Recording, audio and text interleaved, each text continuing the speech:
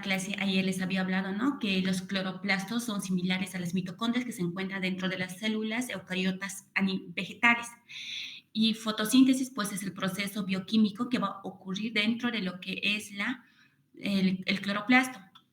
Bueno, vamos a hacer una comparación, pequeña comparación de las mitocondrias y los cloroplastos. Dice que son muy similares a las mitocondrias, sin embargo, estas cloroplastos son más grandes en relación a las mitocondrias. Al igual que las mitocondrias, los cloroplastos, como ven en este dibujo, pues presentan una membrana externa, si es que lo ven ustedes, es esta membrana externa y una membrana interna. Y en conjunto a las dos membranas se les conoce como envoltura del cloroplasto, ¿ya? Y entre la membrana externa y la membrana interna vamos a tener un espacio, que es esta de acá, se conoce como espacio intermembranoso, al igual que las mitocondrias, que también había un espacio intermembranoso. Ahora, la diferencia está acá. Vimos ayer que la mitocondria, en la membrana mitocondrial interna, pues tenía la maquinaria molecular para producir lo que es la energía, lo que vemos, lo que es la cadena transportadora de electrones y también lo que es el ATP sintasa. Ahora, nos dice que el cloroplasto en su membrana interna, pues no contiene maquinaria necesaria para la producción de energía. O sea, esto igual es otra posible pregunta de examen que podría ponerles en el examen, que contiene la maquinaria molecular para producir la energía. No, no contiene el cloroplasto. Ya por eso los puse con rojo. También viendo la estructura, continuando, también tiene una estroma, que en la mitocondria se conocía como matriz mitocondrial, pero aquí cambia de nombre, se conoce como estroma. Y hay otra diferencia también en su estructura, presenta un tilacoide. Esta es la función que va a llevar a cabo lo que es la fotosíntesis, ¿ya? En la mitocondria, la función que lleva la fosforilación oxidativa está en la membrana mitocondrial interna, pero en cloroplasto está aquí en tilacoide, se conoce con el nombre de tilacoide. Aquí es donde va a ocurrir lo que es la fotosíntesis. Entonces, esta tilacoide va a estar compuesta, va a estar dispuestos en forma de pilas. Si ustedes lo ven, están dispuestas en forma de pilas, ¿no? Entonces se les conoce con el nombre de grana, ¿ya? Y como esta tilacoide presenta otra membrana, una membrana, si ustedes lo ven, entonces tiene una membrana. Entonces se les va a decir que presenta lo que es el cloroplasto, tres membranas, como la tercera membrana se le conoce, ¿ya? Ok. En este tilacoide van a estar también presentes quienes, los sistemas que van a capturar la luz, como se ve en esta imagen, y también van a estar presentes lo que son las proteínas que participan en la cadena transportadora de electrones y también la proteína ATP sintasa, que convierte la energía lumínica en ATP, que vamos a ver ahorita. Esos están presentes aquí en tilacoide, ¿ya? Ok, ahora pasemos a ver lo que es la fotosíntesis. La fotosíntesis tiene dos etapas. Una primera etapa es esta de acá, que va a ocurrir aquí justamente en tilacoide. Y la segunda etapa aquí, cuando ya después del proceso de lo que ocurre en tilacoide, luego viene lo que es la segunda etapa. Ya, en la primera etapa nos dice que una cadena transportadora de electrones de la membrana aquí del tilacoide va a aprovechar la energía del transporte de electrones para bombear protones hacia el interior, o sea que bombea protones hacia su interior. Y por eso les he puesto, si ven ustedes, estos protones hidrogeniones que se encuentran dentro del tilacoide. Vimos en la mitocondria también cuando se acumula lo que son los protones, que provocaba un gradiente electroquímico, ¿verdad? Una fuerza química. De la misma manera, dentro del tilacoide van a producir una fuerza química, una fuerza electroquímico, ¿ya? Ahora, esta fuerza electroquímico se va a utilizar ¿para qué? Para producir energía, ATP y también lo que es una molécula denominada NADPH, NAD reducido. Ahorita no es necesario que se lo aprendan su nombre completo. Está abreviado, por si acaso. No es necesario que se lo aprendan porque es largo su nombre Y el objetivo, pues, de las clases no es confundirlos a ustedes, sino que aprende, porque su libro tampoco los dice el nombre completo, solamente dice NAT. Así nomás le pone. Entonces, de esa misma manera hay que aprender. Cuando ustedes ya están en segundo año, recién van a aprender su nombre completo y a más profundidad, ¿ya? Entonces, hemos dicho que hay aquí, en el tilacoide, hay gradiente electroquímico por el bombeo de protones, ¿no ve? Porque se ha bombeado protones hacia su interior. Entonces, esto está ejerciendo una fuerza química. Ok. Ahora, aquí vemos que dos moléculas entran al tilacoide. Una NADP, si ustedes ven aquí, no tiene hidrógeno. Y aquí está un ADP y un fosfato inorgánico. Al pasar por el tilacoide, pues el NADP se carga de electrón y sale como NADP reducido con su electrón y con su protón, ¿ya? Y el ADP se va a cargar de un grupo fosfato más y entra como adenosin difosfato, como ADP, y sale como ATP, adenosin trifosfato, porque se ha recargado otro grupo fosfato más, ¿ya? Y vimos que aquí ya sale lo que es ya tenemos el ATP y el NADP reducido. Entonces, aquí recién va a ocurrir lo que es la segunda etapa de la fotosíntesis. Estas moléculas van a entrar a otro proceso químico, ¿ya? Se conoce como ciclo de Calvin. En este proceso químico, en este ciclo de Calvin, si ven ustedes en este dibujo, el cloroplasto está utilizando el CO2, el dióxido de carbono. Ahora, si ustedes pensarán, ¿dónde va el dióxido de carbono que nosotros exhalamos? Pues va a las plantas. Las plantas se encargan de consumir lo que es el CO2. Entonces va a utilizar el CO2 y también esta molécula NADP reducido en este ciclo de Calvin. Y como resultado de este ciclo de Calvin, el cloroplasto, o sea, la célula planta, pues va a obtener su propio azúcar. Este es un azúcar que tiene 3 carbonos y se conoce con el nombre de gliceraldehído 3-fosfato. ¿Ya? Ahora, este gliceraldehído 3-fosfato, pues, va a utilizar la célula planta en otros procesos metabólicos, ¿ya? Va a sintetizar otros metabolitos, como por ejemplo el sacárido, que es un azúcar de la planta. Existen dos diferencias. Las diferencias, los exceptos, lo que dice casi, no, siempre tómenlo en cuenta en el libro, chicos, porque esos son los que preguntan, con esos son los que les confunde. Les ponen sí, todos, o las diferencias que existen entre una organela con otra organela. También les pueden preguntar. Por eso aquí les he puesto que es la diferencia. Vamos a hacer una diferencia que existe entre el cloroplasto y la mitocondria, ¿ya? Entonces, vimos que aquí en el cloroplasto ocurre lo que es el proceso de fotosíntesis.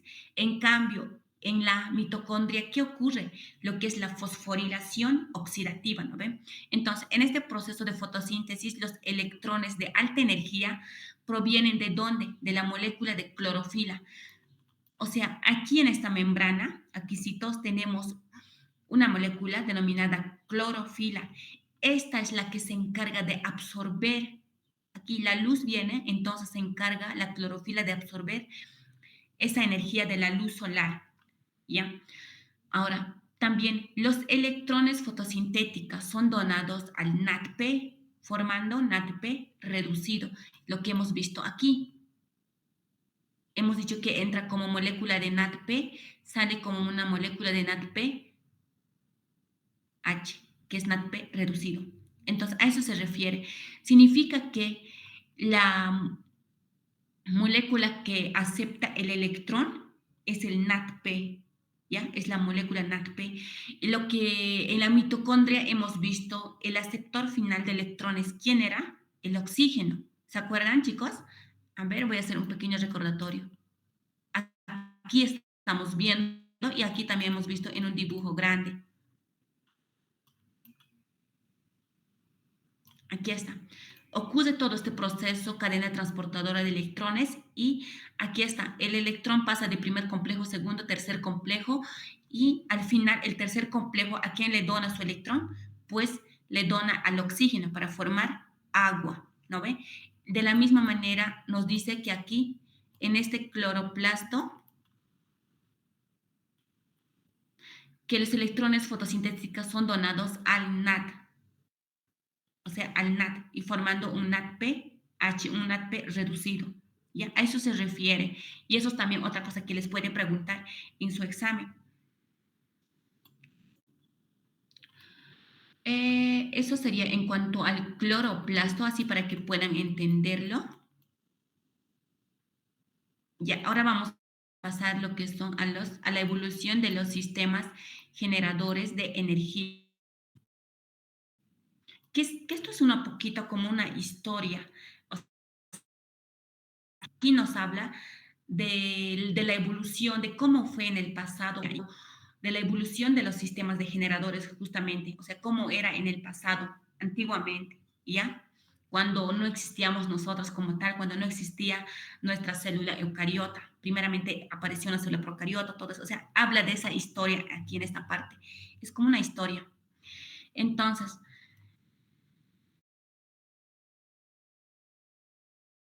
sistemas generadores de energía. Y nosotros, los científicos, pues tienen la capacidad de secuenciar las genomas de los microorganismos. O sea que podemos, los científicos estudian tan profundamente lo que es el material genético de las células y de esa manera llegan a la conclusión de qué manera estas células evolucionaron o de dónde vienen, cuál es su origen, ¿ya? Por eso nos dice aquí, la capacidad para secuenciar genomas de los microorganismos son difíciles, ¿sí? Pero estas son los que nos han permitido a este proceso de secuenciar de genomas, pues hemos llegado a conocer que en nuestro ambiente existen varias formas de vida, ¿ya? Y algunos son unicelulares actualmente, como por ejemplo las bacterias, las arqueas, son unicelulares, ¿ya? Ahora, algunos estos unicelulares, organismos unicelulares, pues tienen la capacidad de habitar en aquellos lugares que es incompatible con la vida, ¿ya? Como por ejemplo las aguas termales azufradas y los fumarolas hidrotermales, que estos ambientes solo están presentes en el fondo del océano, ¿ya?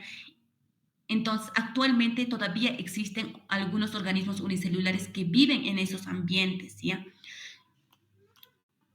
Y de qué manera nosotros hemos llegado a la conclusión de que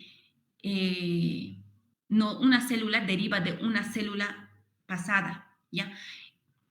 Porque las proteínas y las moléculas, también de los sistemas generadores de energía que están presentes hoy en día, ahora en la actualidad, nos han permitido rastrear, porque todavía presente esas proteínas, esas moléculas todavía presentan alguna señal que existen o que han derivado de una proteína pasada, de una o de, podríamos decir que de una molécula que estaba presente en alguna célula. ¿Ya?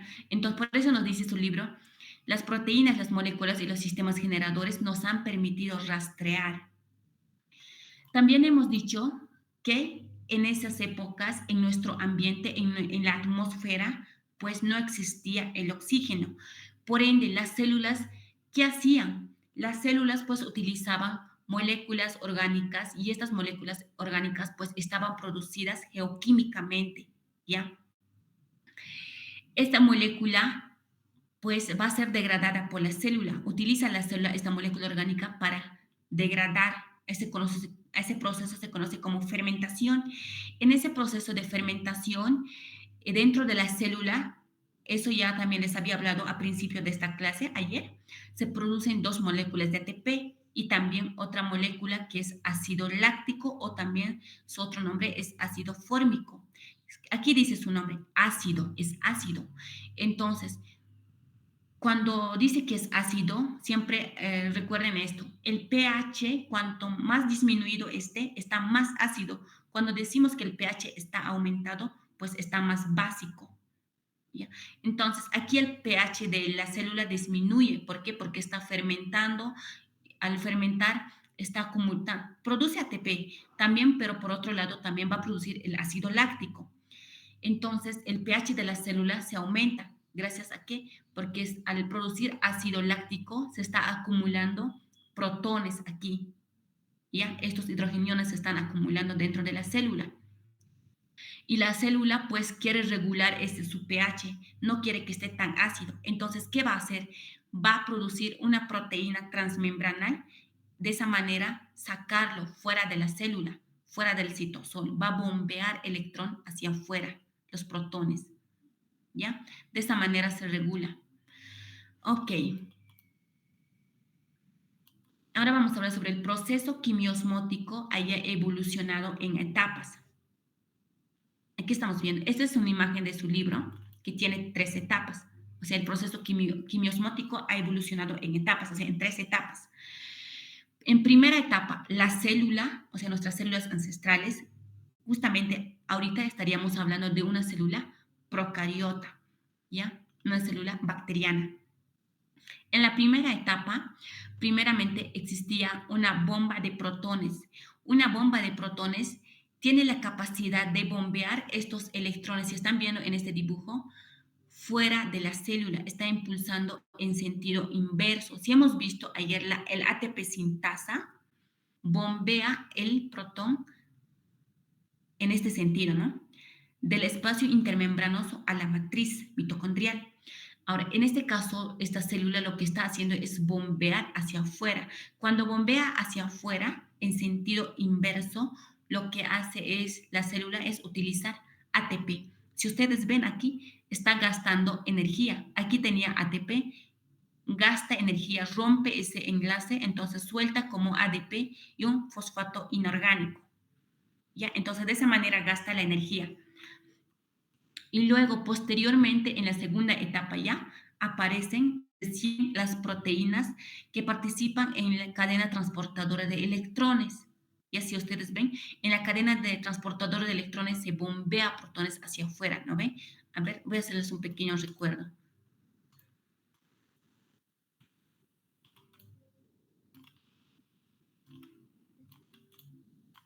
Aquí está, este proceso se refiere. Ha dicho que primeramente la célula utilizaba este proceso, está bombeando en sentido inverso.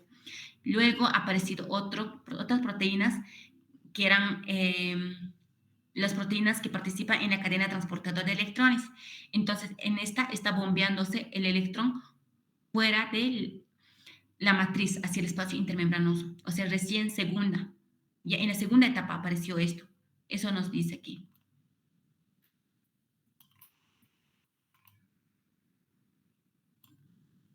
Aquí está.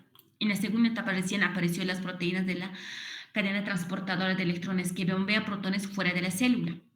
Ahora, en la tercera etapa ya se combinan los dos. Se combinan los dos. Aquí estamos viendo la cadena transportadora de electrones que está bombeando fuera de la célula. Y ya tenemos aquí nuestro ATP sintasa.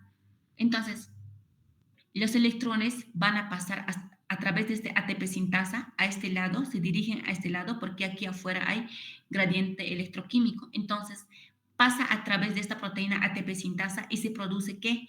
Una molécula de ATP. Y es de esa manera ha evolucionado, de esa manera llegamos a este que hoy en día estudiamos, conocemos este mecanismo. ¿Ya? Chicos, ¿hasta ahí se ha entendido? Para continuar con las bacterias fotosintéticas.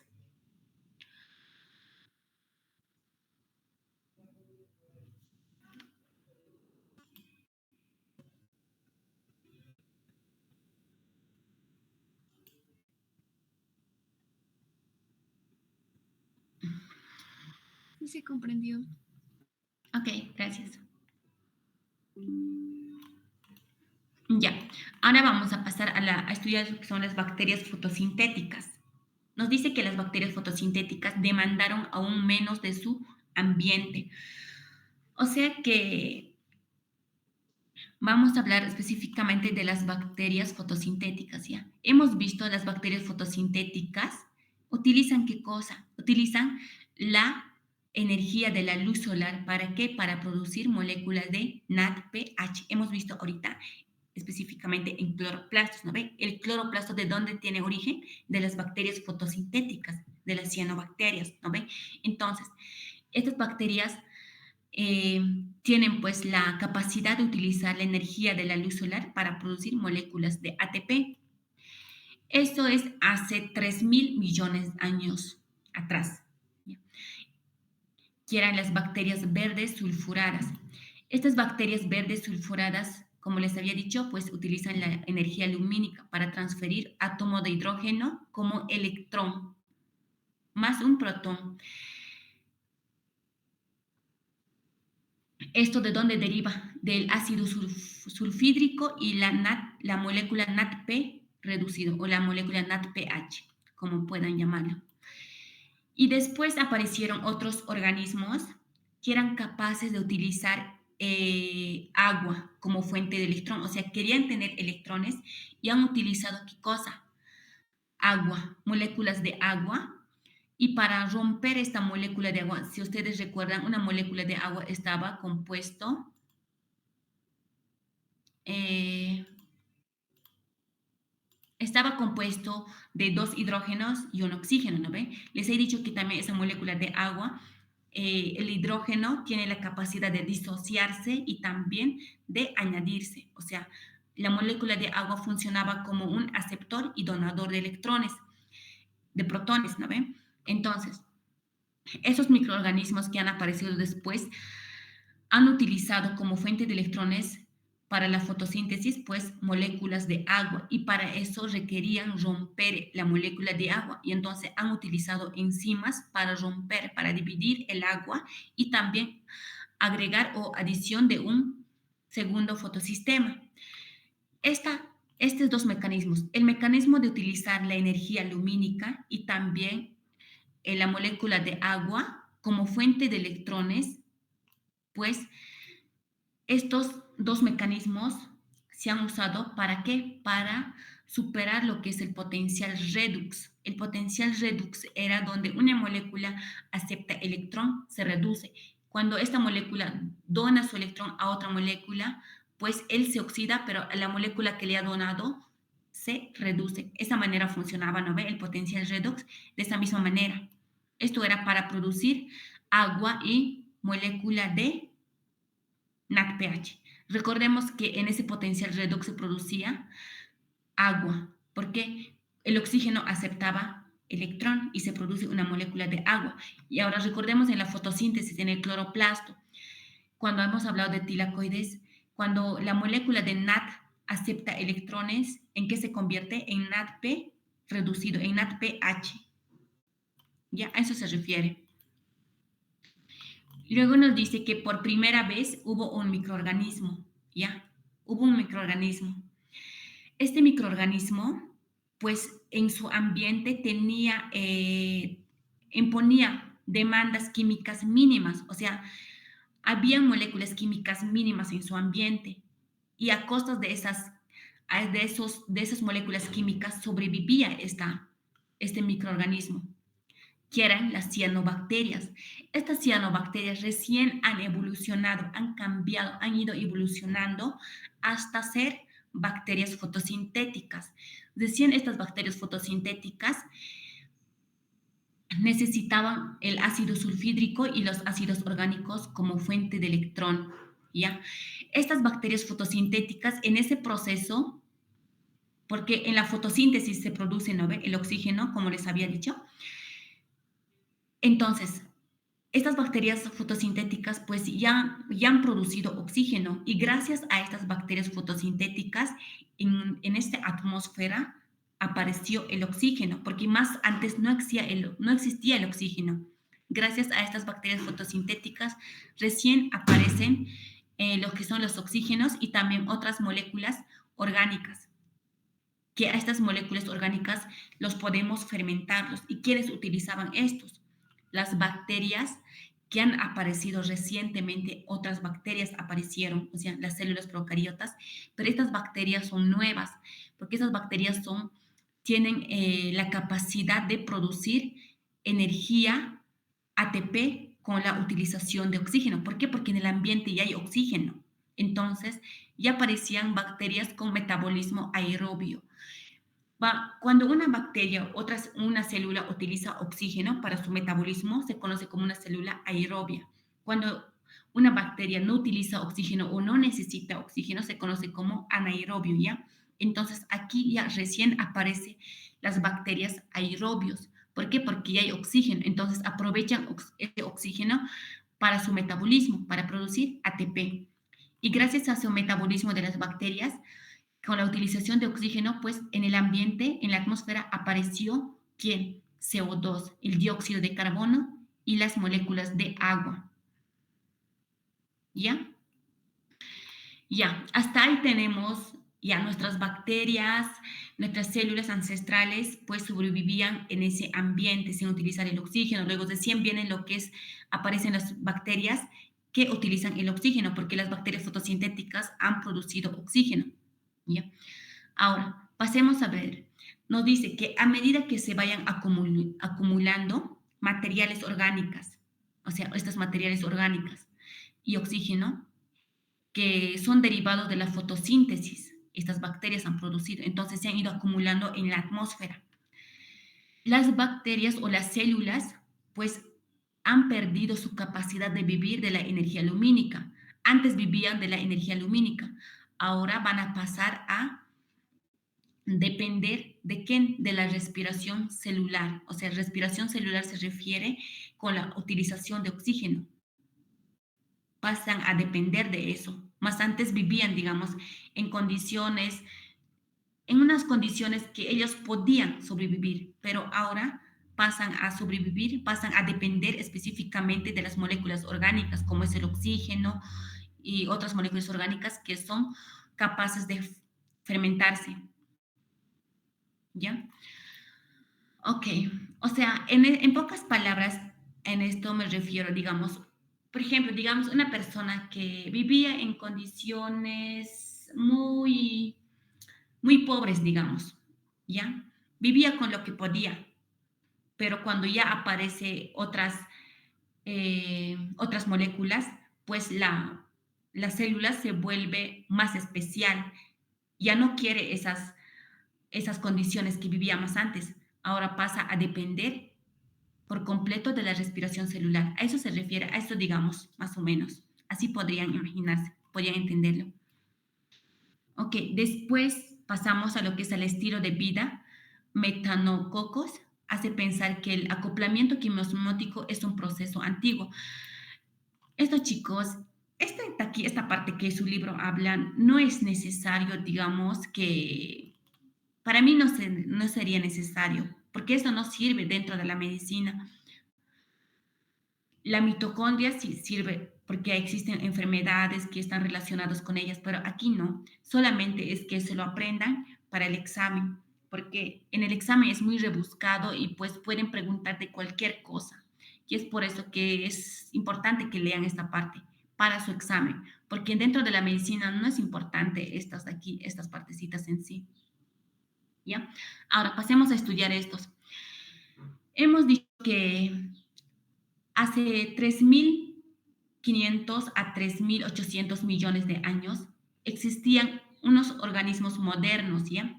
Estos organismos modernos se dicen que de estos organismos modernos, las células que existen hoy en día, en la actualidad, pues derivaron de estos organismos modernos, o sea, se han originado allí, de ellos han evolucionado esas células que conocemos hoy en día. Y estos organismos modernos en esas épocas y en el pasado, pues sobrevivían en unos ambientes que eran incompatibles con la vida. Por ejemplo, estos organismos modernos sobrevivían en ambientes, en una temperatura de 75 a 95 grados centígrados. O sea, es un ambiente que ninguna célula, que ningún ser vivo, que ninguna célula, pues sobreviviría. pero antiguamente sobrevivían en esos ambientes estos organismos modernos. Sin embargo, nuestra célula, se ha originado en esos organismos, ¿ya?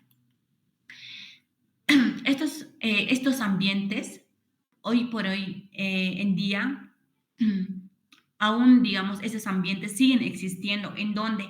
En el fondo del océano.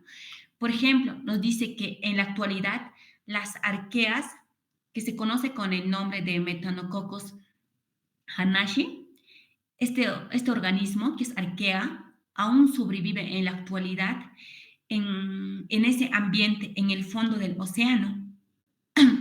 Y en el fondo del océano, pues, no hay oxígeno, tampoco hay luz. Entonces, ¿de qué manera sobrevive esta arquea? Utiliza gases inorgánicas, como por ejemplo el hidrógeno, el dióxido de carbono y el nitrógeno. Estas gases inorgánicos utiliza para su nutriente, para nutrirse, para sobrevivir, la arquea utiliza. ¿Por qué? Porque en su ambiente donde vive ella, en el fondo del océano, pues no existe lo que es la luz y tampoco el oxígeno. ¿Y de qué manera utiliza? Dice que este nitrógeno, la arquea utiliza para producir sus moléculas orgánicas y también como son sus aminoácidos, el nitrógeno. ¿Y de qué manera? Aquí estamos viendo un proceso químico. Ya, digamos la arquea tiene aquí su nitrógeno. Al nitrógeno, hemos dicho también que utiliza hidrógeno. Entonces, a su nitrógeno le agrega un hidrógeno, un protón. ¿Ya? Entonces, ¿en qué convierte? Le está convirtiendo en amoníaco. Este es un amoníaco. Y a partir de este amoníaco recién va a poder sintetizar sus proteínas, aminoácidos, sus membranas, todo lo que necesita para su nutrición, sintetiza a partir de este amoníaco. ¿Ya? Si ustedes están viendo, se está añadiendo un hidrógeno, entonces se está reduciendo. Al nitrógeno le reduce y le convierte en amoníaco. Y de a partir de esta recién va a producir sus propias proteínas. Va a utilizar como fuente de su nutrición, digamos, esta arquea. Y ese proceso se conoce como fijación de nitrógeno.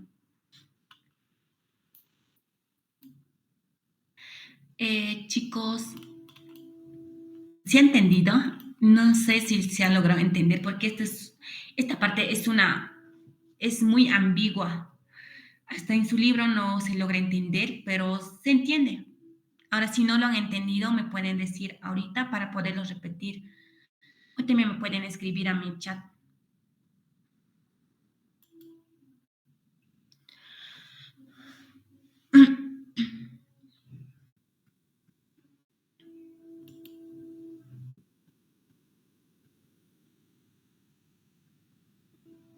Hola.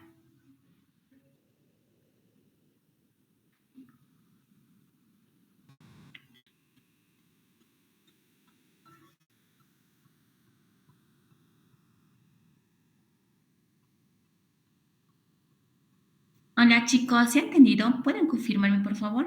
Para terminar la clase. Sí, doctora. Ok. Edith me dije que la parte de las bacterias fotosintéticas. Ya.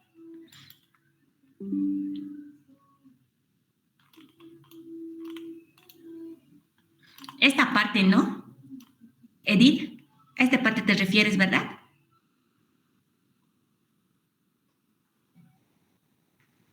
Ok. Bueno, hemos dicho que nos dice el libro que por primera vez existía un microorganismo, un organismo, ¿ya? Que en su alrededor solamente disponía de moléculas químicas, pero muy pequeñas, ¿ya? Y esta célula, este organismo, pues vivía a expensas de esas químicas pequeñas, a expensas de esas químicas pequeñas, ¿ya?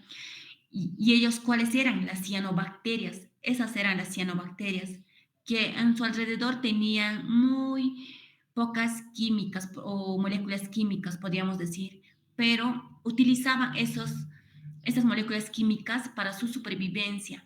Y luego recién estas cianobacterias pasan, por eso dicen, han evolucionado ¿a qué? A bacterias fotosintéticas, o sea, pasan a ser bacterias fotosintéticas. Tal vez no me entendieron con esta evolución.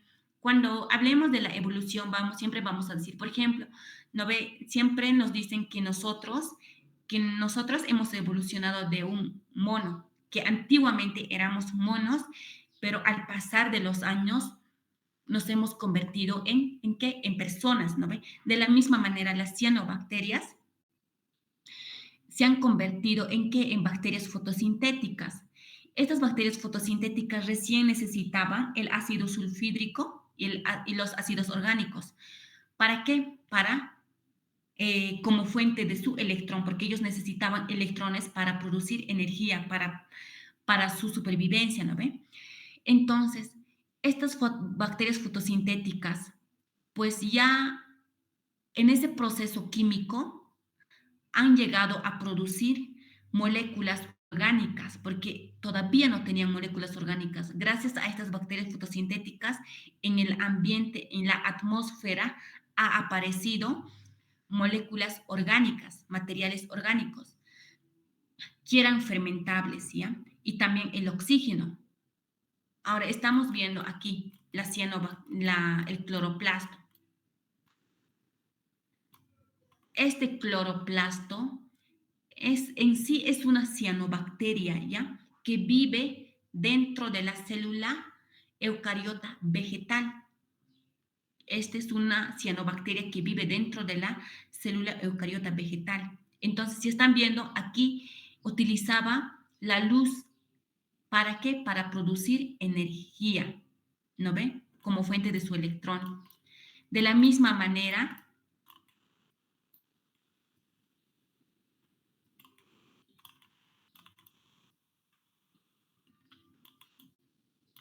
ay, de la misma manera, estas bacterias fotosintéticas pues han producido materiales orgánicas y oxígeno.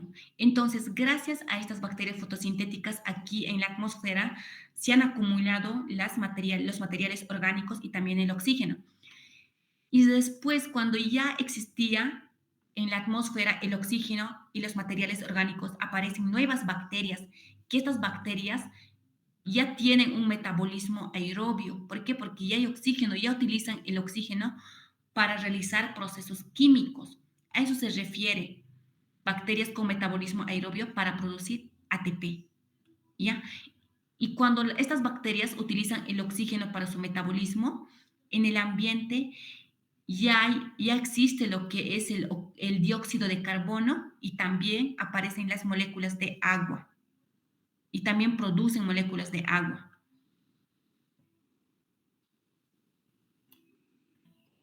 Y luego recién las células, como había oxígeno, ya pasan a ser, digamos, que vivían en condiciones pobres, entonces es como que pasaran a refinarse. ¿Por qué? Porque ya no quieren vivir en ese ambiente, quieren vivir con la utilización del oxígeno. Por eso aquí nos dice, a medida que se acumulaban materiales orgánicos, ¿de dónde han derivado estas materias orgánicas? Han derivado de la fotosíntesis. Entonces, las células han perdido su capacidad de vivir de la energía lumínica y pasaron a depender por completo de la respiración celular. A eso se refiere. No sé si se ha entendido, Edith. Ahora, si no los logro entender siempre, igual me puedes escribir por chat, a mi privado, por WhatsApp. Igual te voy a explicar.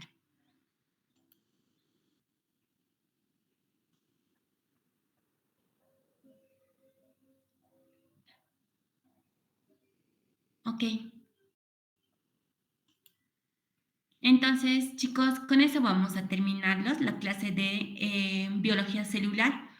Ya desde mañana estaríamos empezando con el otro capítulo de biología celular. Ahora, esta presentación les voy a mandar en PDF, en forma de PDF, y pues para que ustedes puedan imprimirlo si quieres y aumentar con el que ustedes vayan leyendo, pueden aumentar, pueden tomar apuntes en el mismo. Lo que yo hacía cuando estaba en el curso básico es que mi docente igual me pasaba sus presentaciones, llegaba a comprender y pues copiaba yo, no utilizaba impresión, copiaba tal como estaba en mi cuaderno y luego leía el libro y aumentaba lo que estaba en el libro. Entonces, de esa manera, digamos, aprendí a biología celular. Esta materia es un poquito ambigua, es mucha imaginación, requiere mucha imaginación, pero también es súper bonita. Si es que uno agarra el hilo de esta materia, pues es súper bonito. De verdad, de mí era mi materia favorita, era biología celular cuando estaba en el curso básico. Solamente es cuestión de que ustedes se imaginen, léanlo a detalle, sin distraerse, nada más. Y tienen que tomar mucho en cuenta también, mucha atención a las clases.